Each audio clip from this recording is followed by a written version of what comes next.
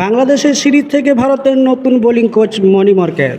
হ্যাঁ বন্ধুরা, ভারতের নতুন বোলিং কোচ হিসেবে নিয়োগ দেওয়া হয়েছে সাবেক দক্ষিণ আফ্রিকান পেসার মনি মর্কেলকে। এই প্রতিবেদন লেখা পর্যন্ত বিসিসিআই আনুষ্ঠানিকভাবে কিছু না জানালেও ক্রিকেট ভিত্তিক ওয়েবসাইটে কিকবাজ এই প্রতিবেদনে জানানো হয়েছে, মনি মর্কেলকে কোচ হিসেবে নিয়োগ পাওয়ার বিষয়টি নিশ্চিত করেছেন বিসিসিআই সেক্রেটারি জয় সাহা। মর্কেলের চুক্তি হবে আগামী 1 সেপ্টেম্বর থেকে, মানে তার প্রথম দায়িত্ব হবে বাংলাদেশের বিপক্ষে সিরিজে।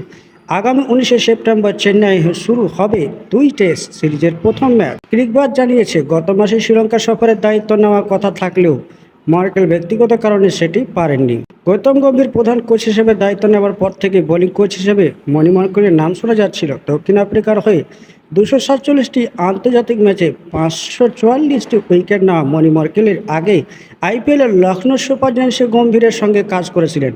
গম্ভীর মনি মর্কেলের নাম বিসিসিআইয়ের কাছে প্রস্তাব করেছিলেন বলে জানা গিয়েছে। একসময় লখনৌর মেন্টর হিসেবে ছিলেন গৌতম গম্ভীর, পরে সেই ফ্রাঞ্চাইজি ছেড়ে কলকাতা নাইট রাইডার্সে যান। রাহুল দ্রাবিড় চলে যাওয়ার পর গম্ভীর দায়িত্ব নেন ভারতীয় জাতীয় দলে। গম্ভীর লখনৌ ছেড়ে গেলেও মনি মর্কেল অবশ্য এই ফ্রাঞ্চাইজিতে থেকে যান।